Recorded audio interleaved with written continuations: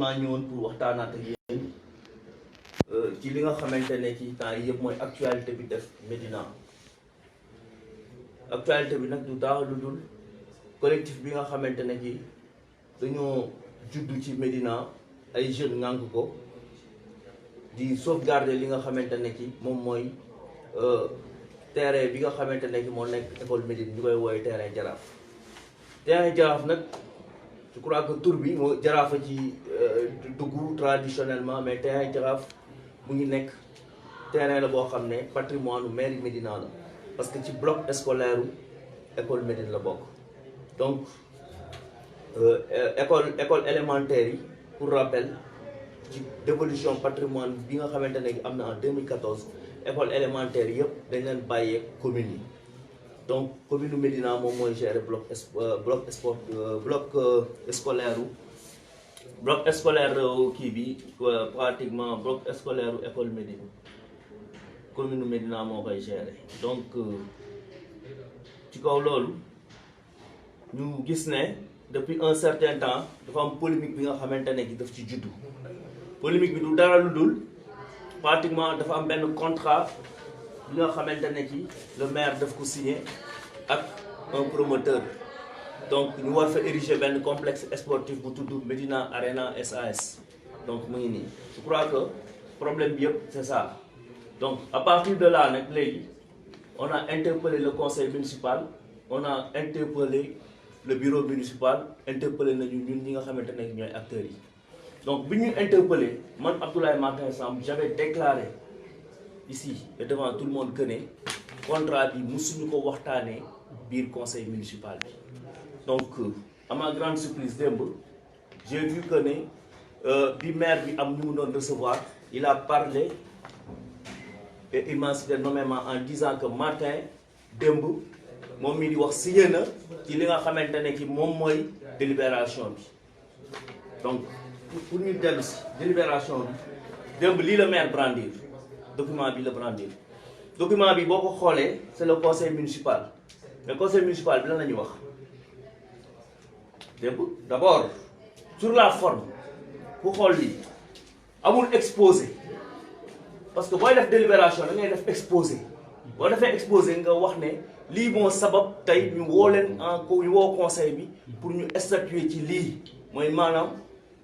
exposé des motifs amul exposé des motifs deuxièmement lii ñu teg nii tey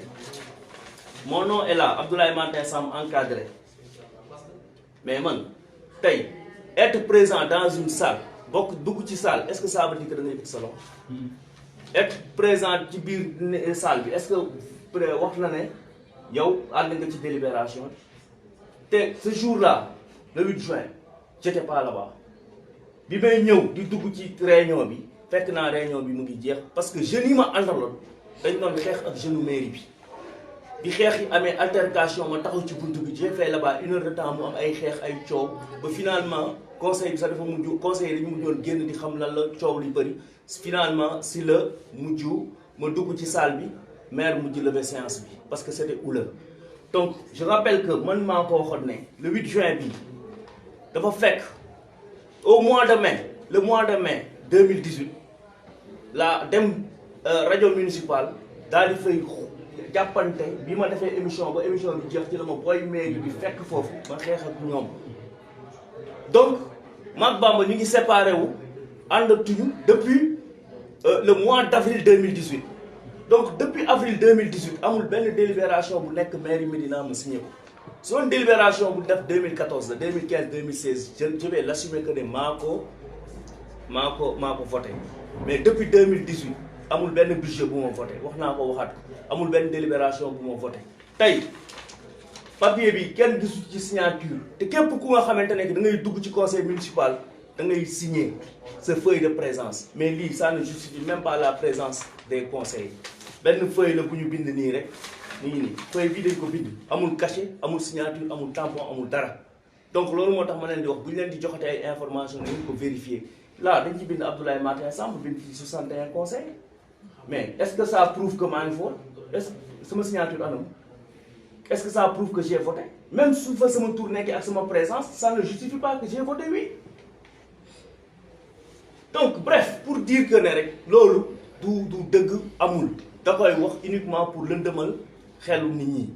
pour wan jeunes yi ne leen Martin mii dafa àndoon ci projet bi musuma see ànd ndax projet boobu dafa am projet bu ko jiitu projet bi ko jiitu woon mooy wax naa ko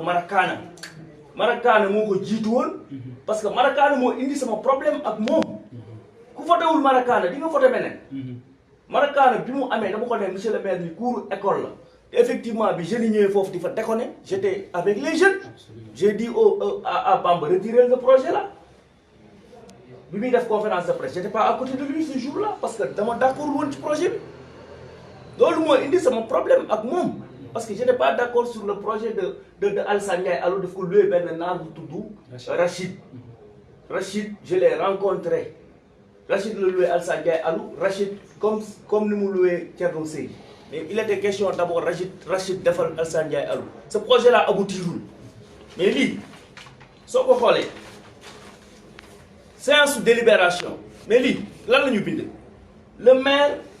autorisation est donnée au maire de signer un contrat avec un promoteur pour la pose du gazon synthétique au terrain Jaraaf au terrain Déggo et d'aménager des aires de jeu pour les enfants mais tey lii contrat la lii du contrat xam ngeen ne lii du contrat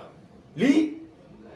tey délibération la mais délibération bi buñ ko koy jox dañ ko koy jox pour mu dem uti partenaire mais su utee partenaire ba pare day indi partenaire bi en conseil municipal ñu discuter loolu laa wax ne amul te je le réitère amul benn conseil municipal bu ñu ko discuter avec le promoteur Seydi donc pour vous dire que ne délibération bi valable amul tax valable aujourd'hui da ngeen gis ñu def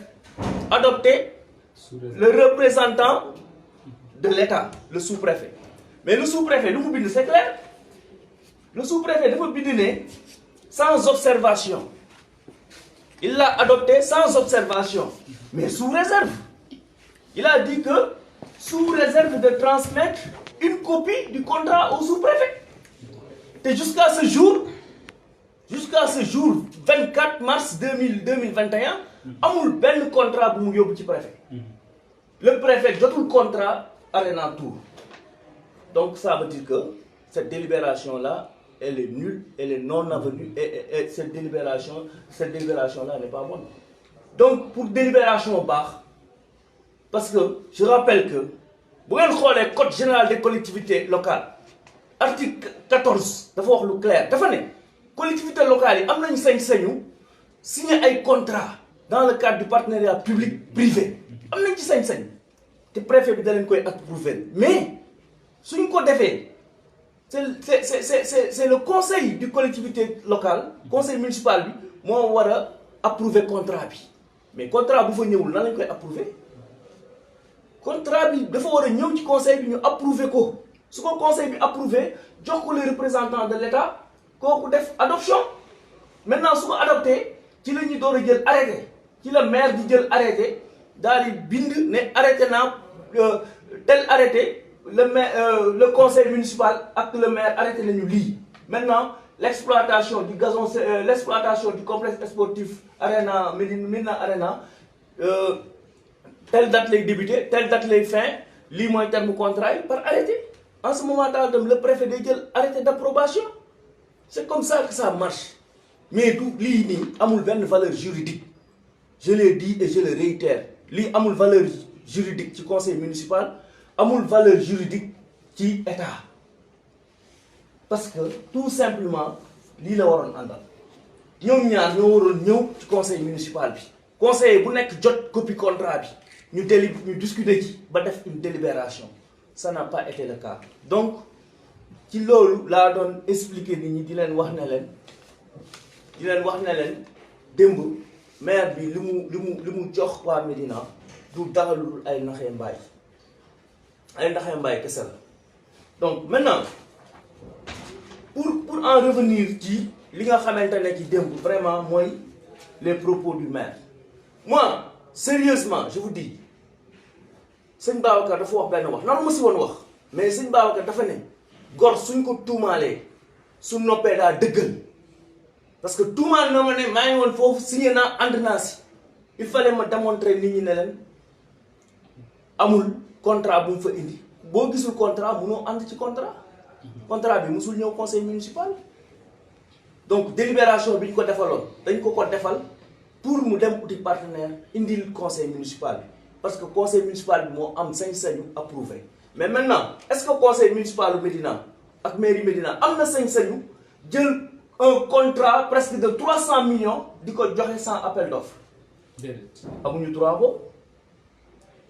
tey amuñu droit boobu soo gisee pourquoi contrat bi demul ci représentant état parce que jaarul yoon dañu waroon def appel à candidature le maire il est autorisé à poser le gazon synthétique mais l'exploitation du gazon synthétique nag tey fii Thierno Seydi est autorisé à l'exploiter on a dit Médina Arena mais xam nga nag mooy exploitation est-ce que exploitation bokk na ak pose gazon bi mënoon nañ ko am sax gratuitement parce que mairie Dakar mënoon nañu ko may keneen mënoon nañu ko may mënoon nañ ñu may pose gazon bi mais pose gazon bi bokkul ak exploitation bi mais l'exploitation contrat la laaj loolu moo tax maire bi def contrat indi ko mais contrat bi doomu Médina yëpp ñoo ci yem amul benn président d'ASC bu toog bi maire di defal contrat bi la preuve le président le coordinateur des présidents d'ASC démentir la ko nee na toogul yëgul fekkeewul donc amul tey à ce jour benn président d'ASC bu ne bu maire di xaatim lii maa ngi foon toog du bureau municipal bu fa toog du conseiller municipal bu fa toog parce que lii je répète musu ko indi conseil municipal donc ñun mënuñu ko woon valider parce que musuñu ko gis document bi ñun ak ñëpp ñoo ci yem ci mbedd mi lañ ko amee ne Thierno Seydi mooy utiliser foofu mais Thierno Seydi tey damay wax waa Médina lu leer gis nga tey Médina yëpp la jeunesse doit être debout tu sais pourquoi la jeunesse doit être debout parce que dama leen koy wax gis nga le cas de Auchan c'était pareil dañu jël suñu terrain dem jox ko nit kooku dem ci état bi pour fa bàyyi emphytéotique un bail de 99 ans il paye 125 000 francs à l'état du Sénégal donc defal nañ ko bàyyi extraire nañ ko ci école bi nga xam ne mooy bloc scolaire u Naago Samb dindi nañ 1600 mètres carrés alloué ko Auchan léegi Auchan 99 ans moom foofu mënatuñu récupérer sunu terrain demain si on laisse faire on donne à Seydi un contrat comme ni ñu joxee Auchan contrat mais Seydi bés bu jëlee contrat bi vous croyez que ne Thierno Seydi day dem école Médine pour di louer ay heure 50 000 heure 100 000 francs non Thierno Seydi c'est un agent de joueur day jaay joueur il a été agent des plus grands joueurs africains Thierno Seydi bu ñu ko joxee dafay ériger un centre de formation su fa demee centre de formation day signer ci contrat avec les clubs tubaab comme ni ko Génération Foot defee Jëli Biram Ndaw comme ni ko Jàmbaar defee à Saly day dem outil un contrat avec les plus grands clubs di former ay joueurs parce qu'il y a plus d'espace à Dakar tey si école Médine ak Thierno Seydi mënee produire 10 joueurs par année c'est presque 1 milliard par année c'est presque 1 milliard jour bu nekk tey la buñ ko formé à l'école Médine ba mu dem signer di pro lu mu dee dina ci am 100 millions tey nga produire 10 jours c'est pas 1 milliard donc ce projet d'envergure là est-ce que war nañ ko patamee ba koy joxe parce que le projet là une fois ñu joxe ko comme Auchan lay mujj mel Médina daf ciy def croix loolu moo tax ma invité jeunes yi ne leen contrat bi jaarul ci yoon nañu saisir les autorités administratives nañu saisir l'autorité administrative le sous-préfet bu ñu ko saisiree il a dit clairement que ne le délibération là est sous réserve que ñu jox ko te jusqu'à ce jour jotagul contrat donc mënul valider contrat bi donc les jeunes là bu ñu saisiree sous-préfet le collectif le sous-préfet va arrêter les travaux dañuy delluwaat ci case départ dinañu dem uti ji appel d'offre pour mën ko joxe mais ce terrain là damay ñaan les jeunes de la Médina pour que ñu bañ ko privatiser. parce que privatisation bi amul intérêt pour waa Médina tey 100 000 francs tey 1 million bu ñuy jox par ASC est-ce que jar na tey ñuy joxe terrain bu toll noonu te terrain bu ñu ko xasee ba joxe avec les lobbies que les gens ont lobby yi ñu am ak li ñuy tekk ci dëkk bi yëpp bés bu ñu xasee ba téye terrain bi dama ne la dañuy dem directement uti ji bàyyi ak titre foncier en ce moment là dinañ mën def foofu complexe sportif benn complexe sportif ak centre de formation pour produire ay jeunes footballeurs bu boobaa les jeunes qui sont à la Médina ñàkk nañ ba faw seen patrimoine te je crois que patrimoine boobu kese moo ñu dese ñun waa Médina ci actuellement nii sur le plan sportif parce que rappelé naa ko le terrain là bi mu doon bi deuxième terrain bi ñu bëggoon gasonné mais deuxième terrain bi avec les JO stade Iba Mar patrimoine am la jël na ko daf koy toj defaraat ko ay terrain de football lañ koy def ay terrain d'entraînement ci biir stade bi donc lan moo nar a dese Gibraltar benn terrain Gibraltar moo nar a dese pour toute la commune mais commune bi yëpp 11 ASC avec des jeunes des centres de formation tey on a 22 écoles de football te les gens oublient que disent Jaraaf mais Dakar y a des Jaraaf y a des clubs de football et à Médina y a des clubs de football Mawade Wade académie Mawade Wade club la dafa affilié fédération sénégalaise de football di jouer championnat club ñoom Boy Bandi bi 39 académie Santhiaba mais yooyu yëpp ay club la demain club yooyu yëpp tey suñu jëlee privatiser terrain bi fan la ñooñu ñëpp di dem di entraîner ji donc objectif bi c'est de reprendre le terrain de football ñu may ko les jeunes de la Médina te ça je crois que mairie bi mën na ko donc loolu moo tax may ñaan waa Médina pour que ñu jóg waxtaan seet nan la ñuy def les voies et moyens pour récupérer seen patrimoine il est temps que ñu récupérer parce que la loi le prévoit nee nañu bés bu amee contentieux entre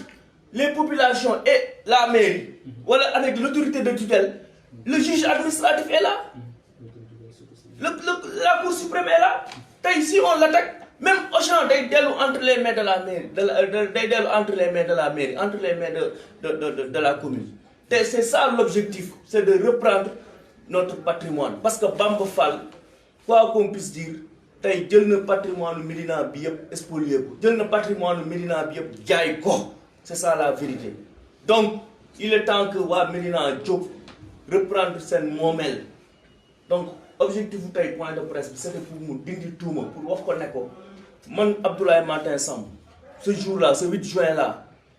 bi may dugg ci salle bi fekk délibération bi jeex na te même délibération bi je trouve que je l'ai dit et je le redis délibération bi baaxul mukk tant que àndul ak contrat bi te moment bi ñuy voté délibération bi y avait pas de contrat amul benn conseil bi mu jox contrat te à ce jour joxul le représentant de l'État ba waxtu bi may wax ak yow le représentant de l'État yorul contrat bi vous êtes des journalistes vous pouvez aller vérifier auprès du sous-préfet ngeen laaj ko ndax sous réserve bii mu def de tenir le contrat est-ce que jot na contrat bi c'est clair tey bu représentant jotee contrat bi da koy valider bu boobaa kenn mënatu ci dara allez vérifier allez demander au sous-préfet ndax réserve bii mu bind jot na contrat réserve bii moo tax contrat bi baaxul parce que réserve boobu moo tënk conseil municipal bi moo tënk le représentant de l'État tant que le maire indiwul contrat bi duñu conseil de validation délibération bi baaxul te les délibérations là sont annuelles là le maire dit que Thierno Seydou ak le maire fii lan la ñu wax dañu ne affaire bi ça prend effet le 1er janvier 2019 mais le 1er janvier 2019 ak léegi ça fait combien d'années 2019 ak léegi ça fait 2 ans mais fii le maire dafa bind ne le loyer ne sera perçu qu'après la réception des travaux les travaux yi ñu ngi dem ba léegi donc Thierno Seydi il a 3 ans de contrat yu mu jël ba pare nee nañ duñu fay tant que travaux yi pareegul donc délibération bi en 2019 dafa waroon indi délibération bi parce que dafa ne ça prend effet le 1er janvier 2019 donc délibération 2018 bi dañ ko waroon indiwaat les délibérations sont annuelles man su may tabax école pour commune bi damay def délibération pour dem tabax ko ba entreprise bu ko gagné ko mais su commencé tabax tant que école bi yeggul damay defaat délibération at bu jot c'est ça ñun ay règles de bonne gouvernance et de transparence la ñu wax xam nga lan moo doy naxaate bi la ñu bëgg mu dakk Médina la population de jeunes Médina yi gis nga jamono ji Maté n'est pas man mënuma manipuler benn jeune mënuma manipuler benn opinion parce que ku nekk am nga sa xel di xalaat ak di xool mais il faut que Bamba Fall sache une chose gis nga àddina ni mu doon doxee bu njëkk ba mënatu ko doxee gis nga les jeunes là maintenant dans ce pays là sont conscients nit ñi kenn mënatu leen berner kenn mënatu leen nax les dirigeants actuels dans ce pays dañu war a bàyyi xel seen jeunesse dañu war a bàyyi xel ci réew mi lépp lu ñuy def nañ ko def pour l'intérêt des populations na ànd ak transparence sinon jeunes yi dañuy dal seen kaw personne ne peut plus les manipuler jeunes yi seen désarroi la ñuy wane seen cri de cœur la ñuy wane donc forfaiture yi nga xam ne moom la maire bi nekkee na ko bàyyi donc je crois que 2 points yooyu laa bëggoon leeral maintenant s'il y a des questions ñu laaj ma ko comme ça. Ok.